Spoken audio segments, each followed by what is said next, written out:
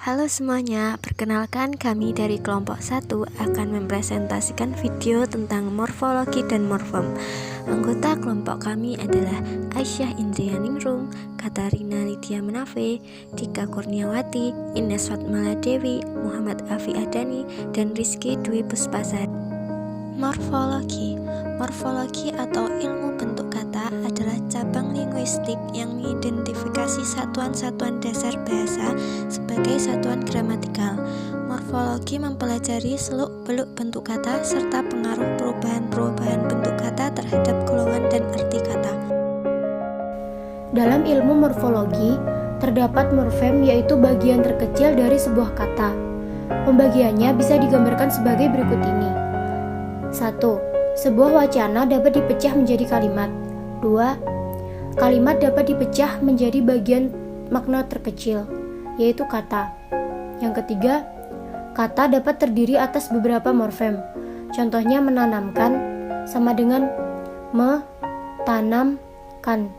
Bisa juga hanya terdiri atas satu morfem, misalnya rumah, kursi, selamat, eksekusi. Pembentukan kata bisa dilakukan melalui beberapa tahap. Di antaranya adalah 1. Penciptaan kata baru atau koinik, yaitu kata tersebut muncul dari suatu produk di pasar, lalu digunakan untuk mengacu pada produk lain yang serupa. Contoh, kata aqua, untuk mengacu pada air minum kemasan lain. Yang kedua, peminjaman kata atau borrowing, yaitu meminjam kata dari bahasa lain. Contoh kata sofa yang berasal dari bahasa Arab. Yang ketiga, kata majemuk, yaitu proses pembentukan kata dengan menggabungkan dua kata atau lebih. Contoh kata meja hijau. Yang keempat, afiksasi atau affixation, yaitu proses penambahan morfem terikat ke morfem untuk menambah makna leksikal atau gramatikal. Proses morfologi terbagi menjadi 5, yaitu afiksasi, reduplikasi, komposisi, abreviasi, dan konversi.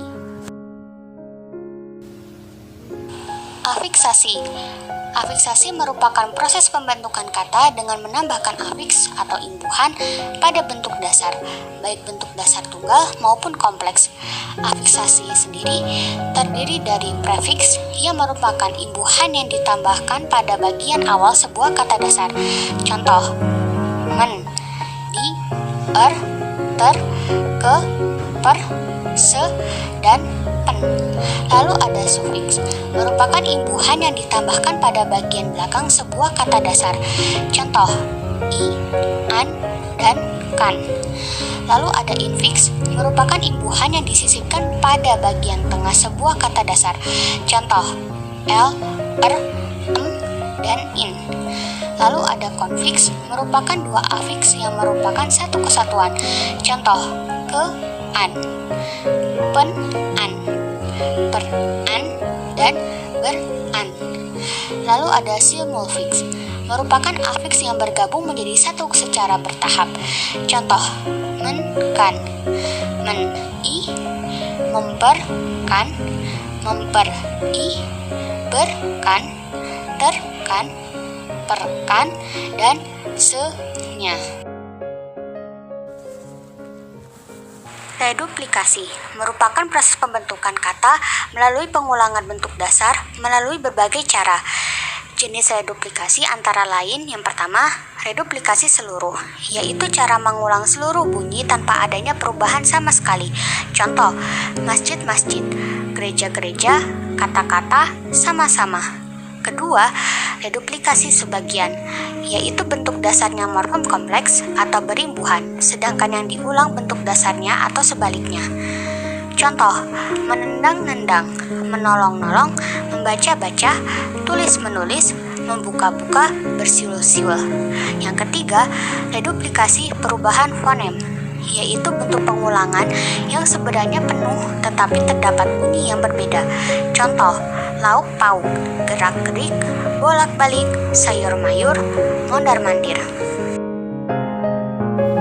Komposisi merupakan proses morfologi dengan cara menggabungkan dua morfem dan membentuk satu kesatuan makna. Ciri-cirinya adalah hubungan unsur pembentuknya rapat, unsur pembentuknya tidak dapat dipertukarkan, dan salah satu atau semua unsurnya merupakan pokok kata. Contoh, kamar mandi, kambing hitam, rumah sakit, kaki tangan, orang tua, kepala batu, besar kepala, mata pelajaran, dan lain sebagainya. Abreviasi. Abreviasi merupakan pemendekan kata. Jenis-jenis abreviasi antara lain yaitu: pertama, pemenggalan. Pemenggalan yaitu menghilangkan salah satu bagian dari kata. Contoh, bu, pak, dok, kak, dik, dan lain sebagainya. Kedua, kontraksi, yaitu proses pembentukan kata dengan meringkas morfem dasar atau gabungan morfem.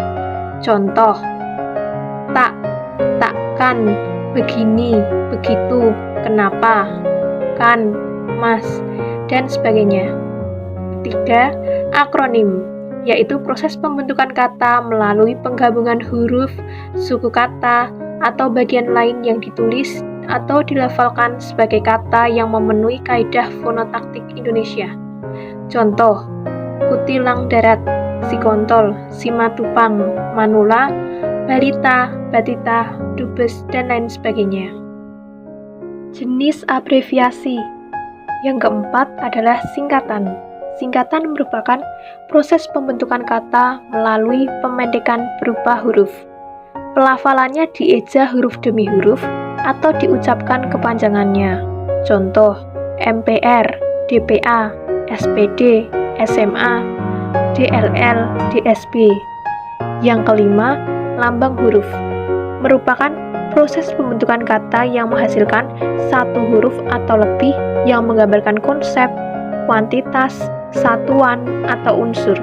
Contoh, GR atau gram, CM, CL, dan lain sebagainya. Konversi merupakan proses pembentukan kata dari sebuah dasar berkategori tertentu menjadi kata berkategori lain tanpa mengubah bentuk fisik dari dasar itu. Contohnya, kata cangkul dalam kalimat 1 berkategori nomina, tetapi dalam kalimat 2 berkategori verba. Petani membawa cangkul ke sawah. Kalimat kedua, cangkul dulu tanah itu baru ditanami. Definisi morfem. Pengertian morfem. Morfem adalah unit terkecil dari tata bahasa yang mengandung arti yang relatif stabil dan tidak dapat dibagi lagi. Klasifikasi morfem berdasarkan kebebasannya. Yang pertama, morfem bebas. Morfem bebas yaitu morfem yang secara potensial dapat berdiri sendiri tanpa harus digabung dengan morfem lain. Contoh, saya, duduk, kursi. Yang kedua, morfem terikat. Morfem terikat adalah morfem yang harus terlebih dahulu bergabung dengan morfem lain untuk dapat digunakan dalam tuturan.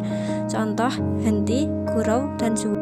Klasifikasi morfem berdasarkan keutuhannya. Yang pertama, morfem utuh. Morfem utuh adalah morfem yang bagian-bagian susunannya bersambung atau tidak terbagi. Contoh, pohon, angkat, dan lantai. Yang kedua, morfem terbagi. Morfem terbagi adalah morfem yang bagian-bagian susunannya tidak bersambung. Contoh, ke-an. Dalam sebuah kemanusiaan, bukan merupakan penjumlahan dua morfem ke dan an, tapi satu morfem saja. Klasifikasi morfem berdasarkan kemungkinan menjadi dasar dalam pembentukan kata. Yang pertama, morfem dasar merupakan morfem yang dapat menjadi dasar dalam satu proses morfologi, misalnya morfem beli dan makan. Yang kedua, morfem afiks merupakan morfem yang tidak dapat menjadi dasar dalam pembentukan kata, tetapi hanya menjadi unsur pembentuk dalam proses afiksasi. Morfem afiks dibedakan menjadi prefiks, infiks, sufiks, dan konfiks. Klasifikasi morfem berdasarkan maknanya. Yang pertama, morfem bermakna leksikal. Morfem bermakna leksikal adalah morfem yang mempunyai makna leksikal. Morfem bermakna leksikal bisa berbentuk morfem bebas, bisa juga berbentuk morfem terikat. Contoh, ikan, dui, buku. Yang kedua, morfem tidak bermakna leksikal. Morfem yang tidak mempunyai makna leksikal tetapi mempunyai makna yang muncul sebagai akibat hubungan antara unsur-unsur gramatikal dalam satuan gramatikal yang lebih besar. Contoh berupa afiks seperti me, ter, ber.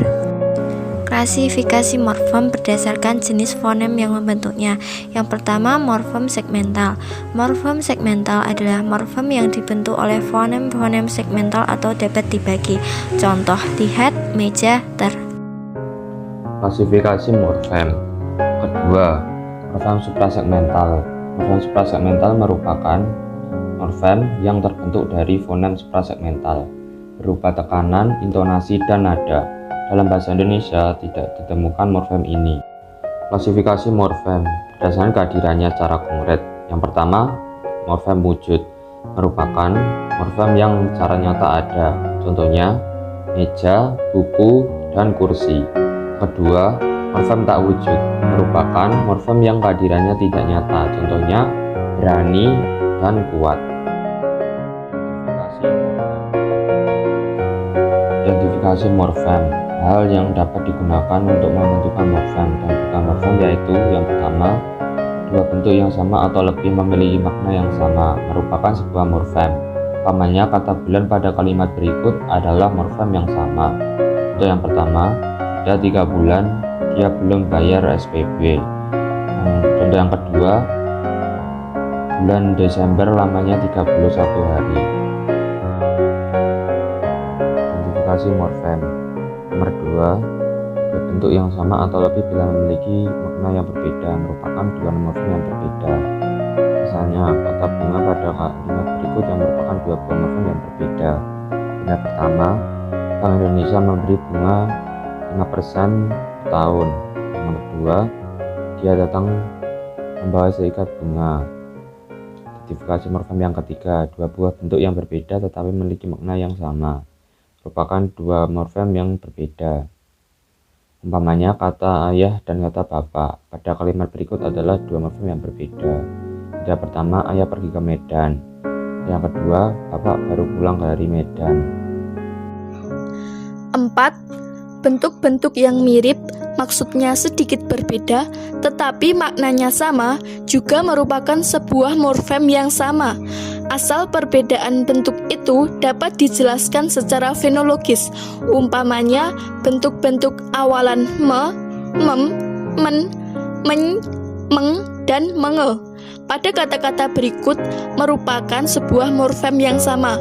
Melihat, membina, mendengar.